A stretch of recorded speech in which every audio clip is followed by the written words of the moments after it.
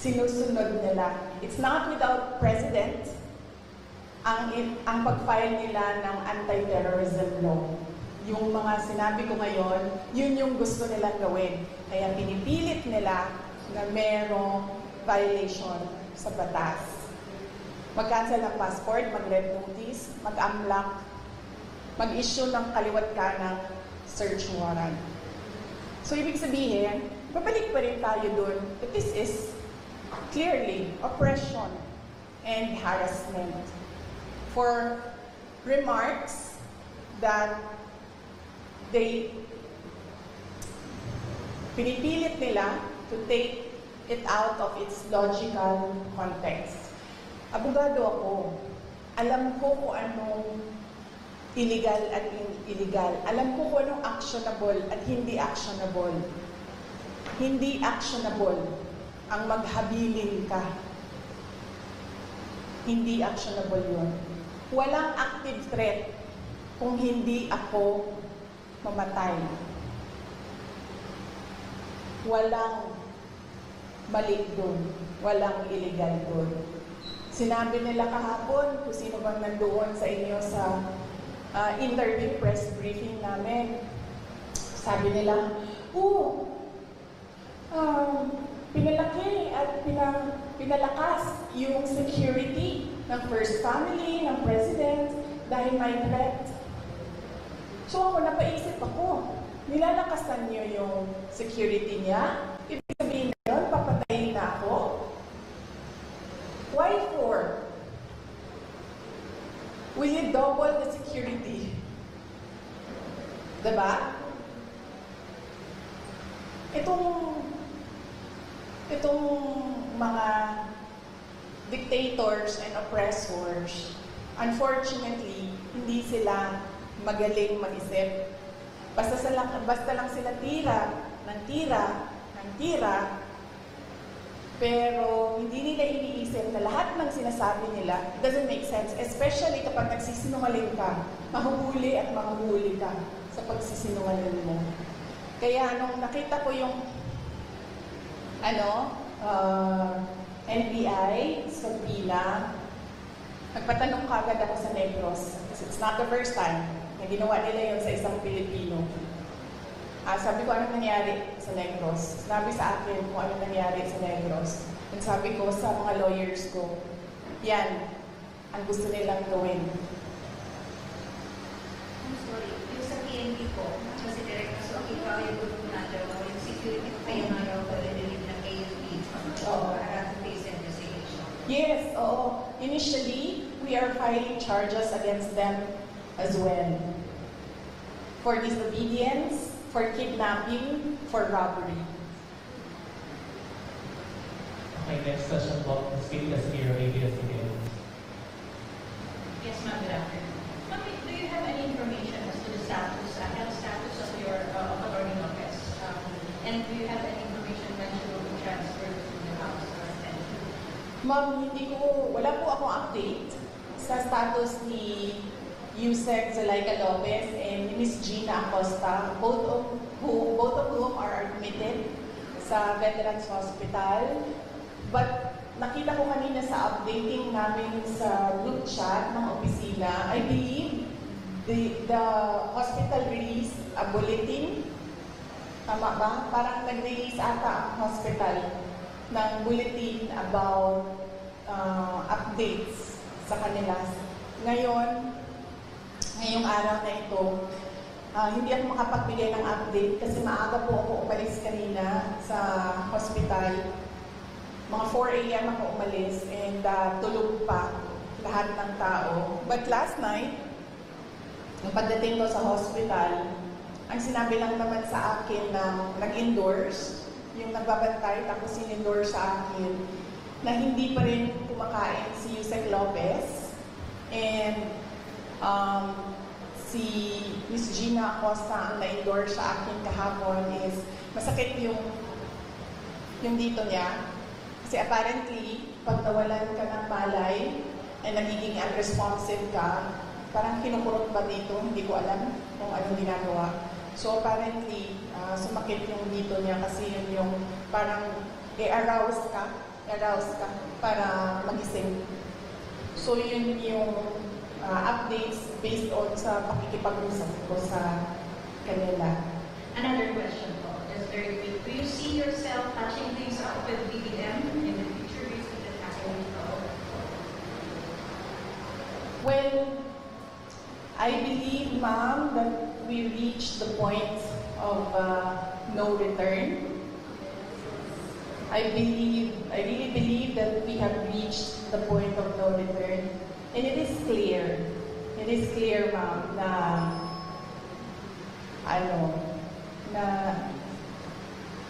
parang they are really going after me. At gusto talaga nila akong tanggalin sa posisyon.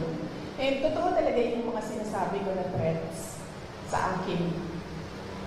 Bago pa man nangyari yung kaguluhan sa House of Representatives noong nakaraang Friday, documented lahat ng threats sa akin, sa Office of the Vice President personnel, and even sa aking family. So, gusto kasi mag-Vice President ni Martin Romualdez. At hindi niya alam, ayaw ng mga congressman at ng mga senador na mag-Vice President si Martin Romualdez. At hindi niya alam na ayaw ng taong bayan mag-President si Martin Romualdez. Unfortunately, hindi maintindihan yon ni Martin Romualdez. Yun yung problema. Okay, that's from Ernesto Montesa, RNN News, Manila. Good afternoon, ma'am. Any reaction lang po ma'am sana sa mga pambabatikos or mga pahayag ni House Majority Leader at Zamboanga City District 2 Representative Manis Danilo ang laban sa inyo at tungkol nga rito sa mga nangyayari? Well, hindi ko siya kilala, ma'am. So, huwag na tayo mag-comment sa sino ba yung anong pangalan ng ma'am? Manix Dalipe po, Congressman Manix Dalipe. I don't know him. I'm sorry. It's difficult for me to give a comment about something na hindi ko alam kung ano sinabi niya, sir. At hindi ko po siya kilala. And Sir Marco Polo, Brigada News po. Good afternoon, ma'am. Sarah. Maliban po doon sa lumalabas na plano ng higher House of Representative para impeach ka, ma'am. Ano po masasabi yun? Well, they can always try na mag-impeachment. They can always,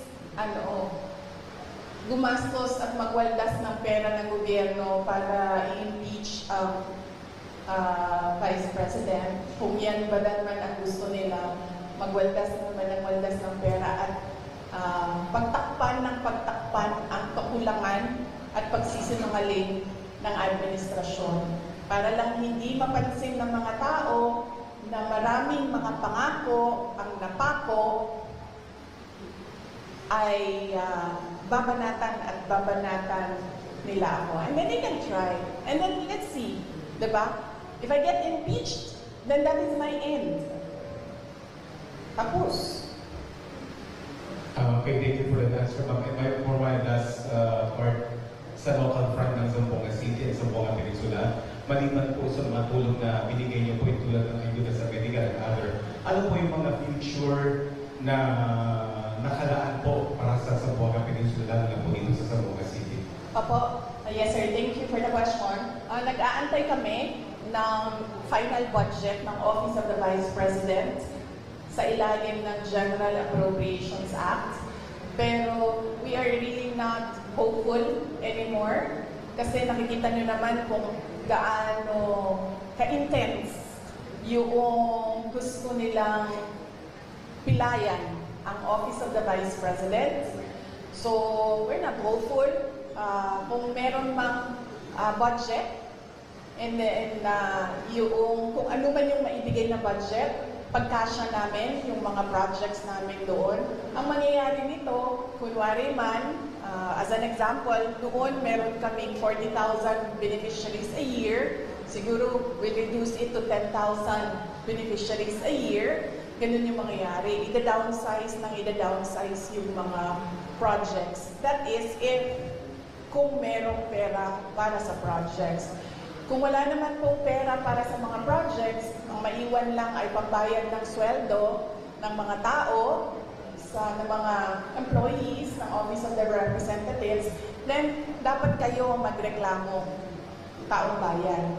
Kasi nagsusweldo kayo ng mga tao tulad ko. May I just remind you, I have the second highest salary in the government, and yet wala akong gagawin kasi wala kaming projects. Magreklamo kayo. Bakit namin siyang bayaran ng sweldo? Wala naman siyang project. Walang gagawin niyang babaeng yan. Hindi magtatrabaho yan kasi walang project. Diba? So yes, dapat kayo magreklamo niyan. Magbabayad kayo sa amin. Pero hindi kami magkakapagtrabaho dahil walang proyekto, walang budget.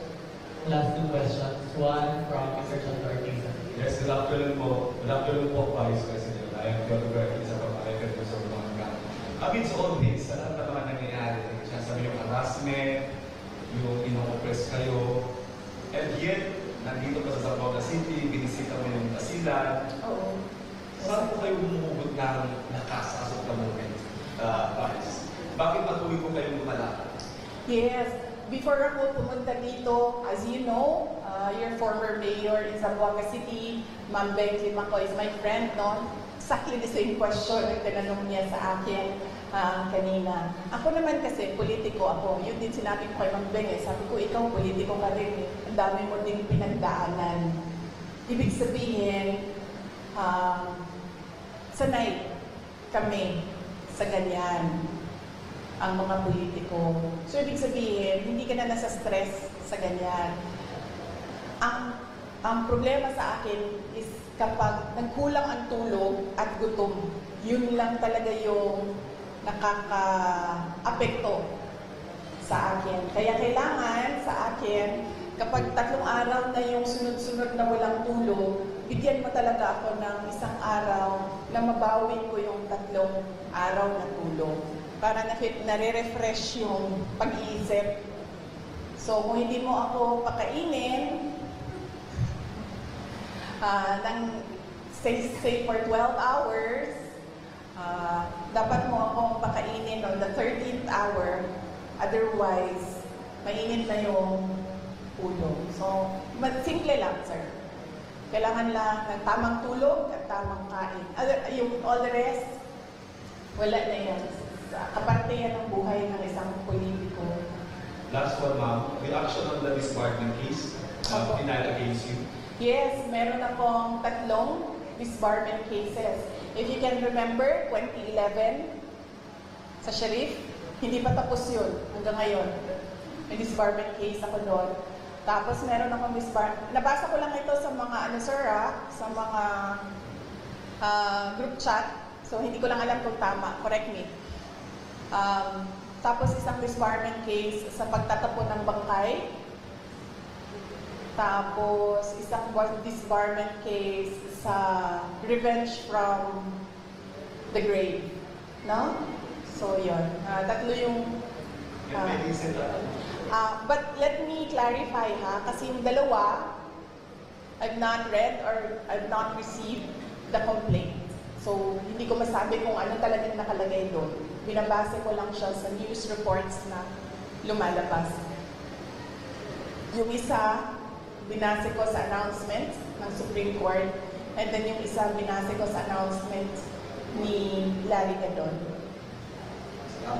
Thank you, sir. One last follow-up from Jerry Seven. Grabe naman po si Mike. Minsan lang ako dito sa Zamboanga City. Time out daw. Time out. Yes, ma'am. Para sa question of this one, so what's your take on that, ma'am, na halos pinagsabay-sabay ang 3, mas meron parang pending o papalo pa po ng disbarment case against yung 3? Oo. Well, kasama din yun, ma'am. Kasama din yung lahat na. Sa Bisaya pa, tira bahala. tirabahala, kung unsay mo dikit, maoy, kung anon, may mulaog, ano ba? So, babanatan natin siya, tingnan natin dito kung saan yung tatama. Na siya. Yesterday you mentioned na isang threat sa inyo is yung pag-absorb ng PSG, ng PSC sa inyong PSPG. But now that they are totally, taking over the basic all of security sa PSPG ng PNP, how do you feel about it?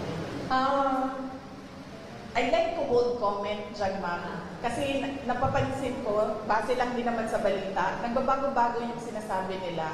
Hindi ko lang alam kung nasusundan ninyo. Nagbabago-bago yung sinasabi. Sabi, wala na daw AFP, pulis na lang. Ngayon, meron na naman daw AFP, pero papalitan nila at mga pulis na sabay. So, hindi sila nagpaplano ng maayos. Kaya nagbabago-bago yung sinasabi nila.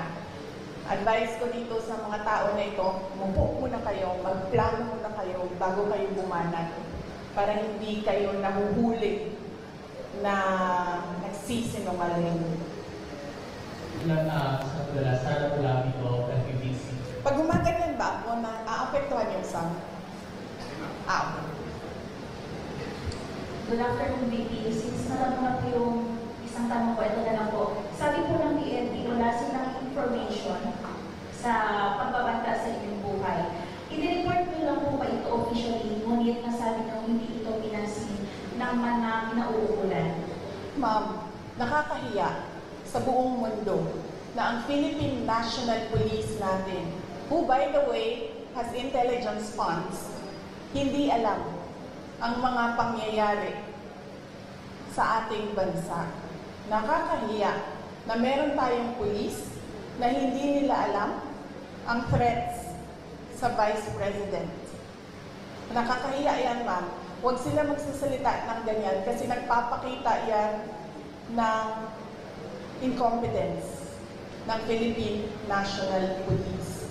Dapat dyan, kung ako po ay Presidente, Sekretary ng DILG, Chief ng PNP, ang sagot dyan ay, let us sit down and investigate the alleged threats so that we will know if these are true or not. Yan ang tanong. Ayan ang sagot dapat ng tamang tao. Pag yung tao na tama mag-isip, yan ang sinasagot dapat. Hindi yung sinasabing, wala kaming alam ng mga threats. Nakakahiya na ang pulis, ganyan. So, ibig sabihin, ang dami nilang walang alam ng mga pangyayari. So, kaya pala, nagkanya-kanya na ang mga kriminal dahil walang alam ang kapulisan. Nakakahiya para sa Pilipinas na naririnig na ang pulis natin ganyan magsalita. Ms. RG po, ladies of mga times. Last question po. Yes, VP, magandang hapon po, RG from Ladies of Mga Times. I would just want to ask po, if what is happening, may satellite office po kayo ng mga nagsela din po. So, dito, ang satellite office na hindi nagsiservisyo sa Zamboanga lang, pati sa, Basilan sa Tawi-Tawi. How will you, anong assurance nyo po na tuloy-tuloy yung servisyo with what is happening now? Yes, ma'am.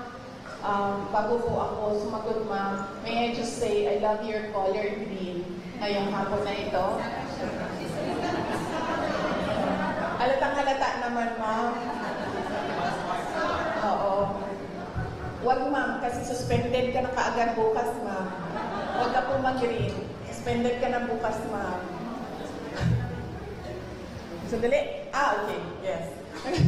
Nagpapasalamat ako dahil nakapunta ako ng Zamboanga City ngayong araw na ito. At in person yung meeting namin ng satellite office lead sa Western Mindanao. Kasi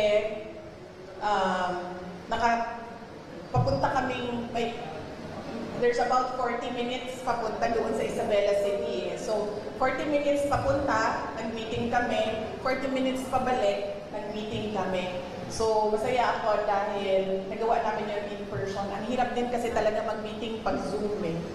At napag-usapan namin ni Mr. Mike Saavedra na malaki kasi renta na, malaki din kasi itong building na ito, malaki din ang renta dito ma'am. Ang gagawin namin, lilipat kami sa mas maliit na lugar, mas mababa yung renta. So, napababaan na rin yun namin yung budget na kailangan gamitin. Tapos tutuloy-tuloy lang si Mike ng mga downsized ng mga project. So, yun ang plans namin for Western Mindanao Satellite Office. Papaliitin namin, ma'am. Tsaka maghahanap kami ng mas mababang renta. Ma'am, very last question from relayed by the OBP Media po. Baka may sagot po kayo sa sagot ni DA Secretary Q. Laurel tungkol sa 20 pesos bigas na remarks niyo po kay BBM versus BBM. Ano ba sinabi niya? Pwede, saan sinabi ni... This is relayed by the OBP Media po. Yung baka may sagot daw po kayo regarding sa sagot ni DA Sec. Q. Laurel tungkol sa 20 pesos bigas remarks niyo po versus BBM. O, ano sinabi niya? Hindi ko alam. Sorry Hindi ko alam kasi. Ano sinabi ni... Wala. Ang sabi po niya ay matalino naman siya, di ba? Iba yung panahon noon na ngayon. Pag-aralan niya muna bago magsalita. Oh, okay. Yes. Tama naman siya doon. Matalino talaga ako.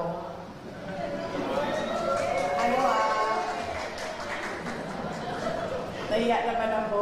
Hindi naman ako nagyayabang, di ba? Kasi siya naman yung nagsabi na matalino ako. So, thank you, Secretary Laurel, for saying na matalino ako. Finally, meron sa administration na nag-recognize kung gaano katalino si Inday Sara Duterte. But, ang sagot ko doon ay, kung siya yung sumagot, hindi naman siya si President Marcos. Diba? Hindi ko naman sinabihan si Secretary Laurel na, uy, nasaan na yung pangako mo na 20 pesos per kilo na rice? So, bakit siya yung sumasagot? Ang pangalan niya ba ngayon ay Bongbong Marcos? Diba? Tsaka bakit nagtatago yung presidente sa likod ni Secretary Laurel? Si Secretary Laurel ba yung nagsabi? Hindi naman yun, di ba? Diba? Naalala niyo ba yun? Nakita niyo ba yung video na yun? Nangangampanya pa, di ba? Oh. Di ba siya yung nagsabi? May evidence ba tayo na si Bongbong Marcos nagsabi nun? Well, si President Marcos ang nagsabi nun? No, may evidence tayo. So, hindi dapat si Secretary Laurel ang sumasagot. Hindi.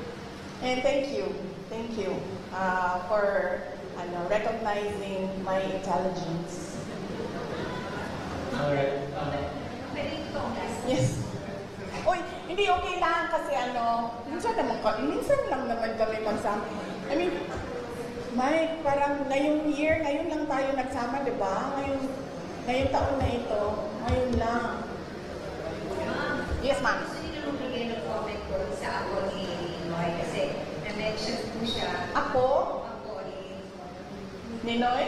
Noy. Oo. Sabi niya, nananawagan siya na tigilan na raw ang kanilang pamilya, please. Ang turing daw niya sa mga Duterte at sa mga Marcos ay parehas daw dalawang pulo ng parehas na limaw. And so on and so forth. Yes, huwag na tayong mag-comment sa mga apo. Oo. Kasi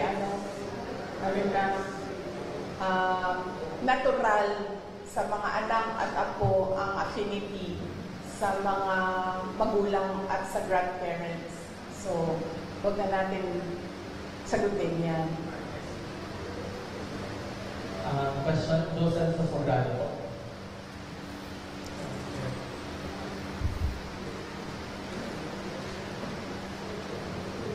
Wala. Any more question? Meron pa isa dito. From Mimi Maravilla. Magtanong pa kayo. Kasi nakakapagod yung biyahe. Tapos, walang tanong. Yes, yes, ma'am. So, good afternoon po, VP. What is the Vice President Sara Duterte's current stance on supporting specific political groups or candidates in Zamboanga City as the 2025 elections approach? Considering Congressman Manny Salibe, the majority floor leader is owned by the administration. Ha? Okay. So, at the moment, no, there was an initial meeting with candidates, senator candidates of the PDP party. And I am not a member of PDP. They've been trying to recruit me, and I've been telling them that I have to think about joining a party because right now I am enjoying that I am free and I don't have to answer to a political party. And I don't have to toe the line of a political party. So I have to think about that. But I told them that I can help you strategize on what to do. Initially, during the meeting, I gave them suggestions. I gave them suggestions on what they can do, on how they can strengthen their campaign, on how they can strengthen the branding. So that's about it for now. There was no talks of campaigning. Yes, but I told them if you need someone to talk to about strategizing on how to run the campaign, I'd be glad to help. I'd gladly help. And then for local, as of the moment, I am committed to Davao City only. But apparently, doon sa Davao City, sinasabihan nila ako, wag na lang daw ako sumali doon. I have my own problems. So, yun pa lang ang nabigyan ko ng commitment. Yung ibang mga local na mga candidates na mga kaibigan, wala ako pang nabigay ng commitment. But, sa tingin ko naman, parang wala din sigurong magkaka-interest na hanapin ako or i-request ako dahil lahat ngayon natatap. Ang term na ginamit ng isang politiko, benga. Tagalog term yan, no? Grabe bumenga. I know it's an LGBT term, no? It's an LGBT term. Grabe bumenga yung administrasyon. So walang gusto na makita or malaman na kaibigan ko sila or kakampis ko sila or supporters nila ako. So that would make it easier for me since makakapagpahinga ako sa kampanya dahil from 2016 to 2019 to 2022 nangampanya ako. And this time around, since hindi naman ako kandidato, makakapagpahinga ako sa kampanya, makakatutok din ako sa trabaho namin sa Office of the Vice President. And then of course, makakatutok ako sa committee hearings, kung meron pang committee hearings na darating sa susunod na taon sa campaign period. Yes, sir. Pwede pa. Sir, sa mga kasama ko. Pwede pa. Okay, I'm Amsterdam, Alexander News Online. Ang katanungan ko po sa inyo, ma'am, ay itong threat ay nangyari sa inyo. Seryoso ba ito o wala? Mga political... Serious ito, sir. Nakita mo si Marcos Sr. Nakita mo kung paano nila, anong ginawa. I'm sure nakita mo yan, sir. Kasi kaming edad namin, hindi namin nakita. Nakita mo, sir, naabutan mo? Yes, sir. Oo. So, very serious ito. This is not a,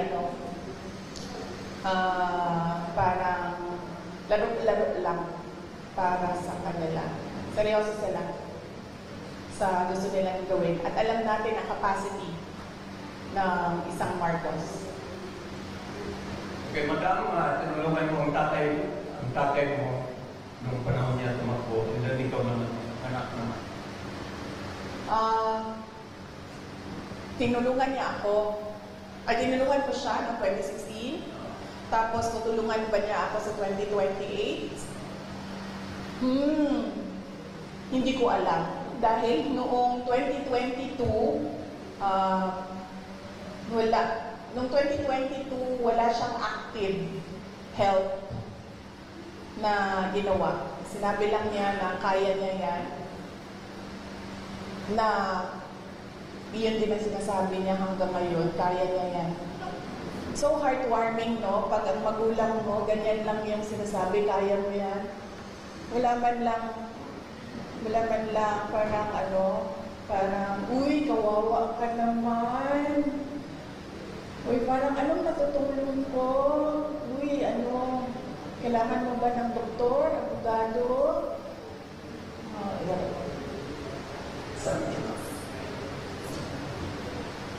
Heartwarming kung ganyan yung concern ng magulang mo. Another question from my end. Yes, ma'am. What's your reaction to the MNLF's offer to provide security for you in case your current security will be pulled out? Yes, nagpapasalamat ako, ma'am, sa Moro National Liberation Front, MNLF, sa kanilang offer na tulungan ako sa security. But right now, meron na akong mga kaibigan na gumagawa ng paraan kung paano gawin ang aking security in case na magkakaproblema talaga kami with the armed forces of the Philippines, particularly the unit ng Presidential Security Command. Saying BP na no matter what, hindi tatanggapin ang PSPG ng PNP that will take over for PSPG. Yes, ma'am. Kasi, ma'am, ang Presidential Security Group o PSG na ngayon ay pangalan niya PSC, Presidential Security Command. Ang batas na gumawa noon, may mandato siya. Ang mandate niya is the protection of the President and his family, protection of the Vice President and his family. At meron pang iba. So, ang PSC kasi is a command under the Armed Forces of the Philippines. Walang mga pulis doon. AFP yan sila lahat. Ang mandate ng PSC, President and Vice President. Bakit? Bakit yun ang mandate nila?